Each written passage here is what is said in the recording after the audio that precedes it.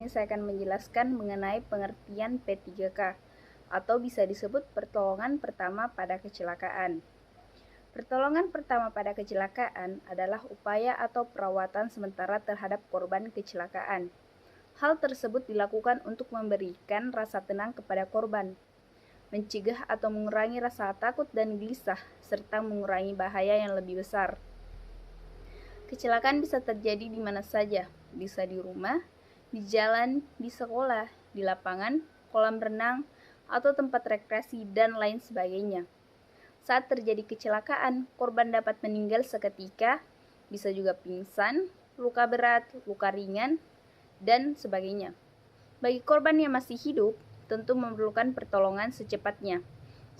Saat kondisi tersebut, peran P3K sangat dibutuhkan sebagai dokter datang.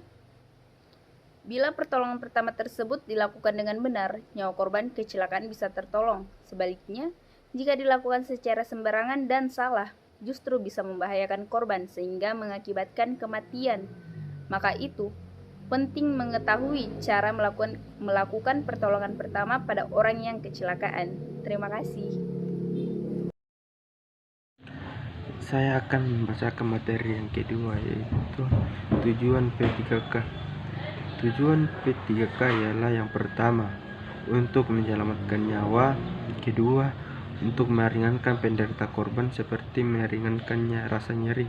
Ketiga, untuk mencegah cedera penyakit bertambah parah seperti mencegah pendarahan.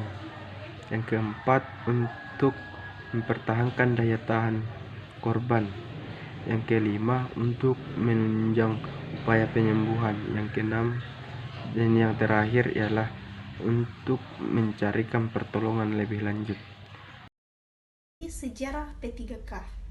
Perlengkapan P3K ini sudah ada sejak tahun 1800-an. Dulunya ketika ada kecelakaan, belum ada panduan untuk membantu pertolongan pertama pada korban. Sebelum ada perlengkapan P3K, pertolongan pertama yang dilakukan saat ada yang terluka adalah menjemput dokter dan korban dibiarkan melewati beberapa waktu tanpa adanya pertolongan kesehatan. Pada suatu hari, Robert Wood Johnson, pemilik usaha kesehatan Johnson & Johnson, sedang berada di kereta menuju Colorado, dan ia bertemu dan berbincang dengan seorang penumpang. Penumpangnya tersebut adalah kepala ahli bedah sebuah proyek pembangunan rel kereta. Dan ahli bedah ini pun menceritakan keadaan para pekerja yang sering mengalami cedera namun terkadang jauh dari lokasi pertolongan kesehatan. Dan berawal dari hal itu, Robert mulai berpikir untuk membuat sesuatu. Robert mulai mengemas produk-produk bedah Johnson & Johnson dalam sebuah kotak. Pertama kali kotak P3K dikemas dalam bentuk kayu atau logam agar awet. Di dalamnya terdapat alat pembedahan seperti plester, kasa, pembalut luka, dan jahitan. Pada akhir abad yang ke-19, kotak P3K Johnson & Johnson membuat standar dalam bentuk perlengkapan P3K. Terdapat beberapa klasifikasi cedera dalam P3K, yaitu penilaian korban, pertolongan pada cedera sistem lunak, pertolongan pada cedera sistem otot rangka, luka bakar, pemindahan korban, kedaruratan medis, dan keracunan. Cedera jaringan lunak atau sering dikenal dengan luka merupakan terputusnya keutuhan jaringan lunak yang meliputi kulit, jaringan lemak, pembuluh darah, jaringan ikat, membran kelenjar, otot, dan syaraf. Beberapa prinsip yang harus ditanamkan pada jiwa petugas P3K apabila menghadapi kecelakaan adalah sebagai berikut. Yang pertama, bersikaplah tenang, jangan panik. Anda diharapkan menjadi penolong, bukan pembunuh, atau menjadi korban selanjutnya, atau ditolong. Yang kedua, gunakan mata dengan jeli, setajam mata elang atau mampu melihat burung kecil di antara dedaunan. Kuatkan hatimu atau tega melakukan tindakan yang membuat korban menjerit kesakitan sementara. Demi keselamatannya, lakukan gerakan dengan tangkas dan tepat tanpa menambah kerusakan. Yang ketiga, perhatikan keadaan sekitar kecelakaan, cara terjadinya kecelakaan, cuaca, dan sebagainya. Yang keempat, perhatikan keadaan penderita, apakah pingsan, ada pendarahan, dan luka, merasa sangat kesakitan. Yang kelima, periksa pernafasan korban. Kalau tidak bernafas, periksa dan bersihkan jalan nafas, lalu berikan pernafasan bantuan. Yang keenam, periksa nadi atau denyut jantung korban. Kalau jantung berhenti, lakukan pijat jantung luar. Kalau ada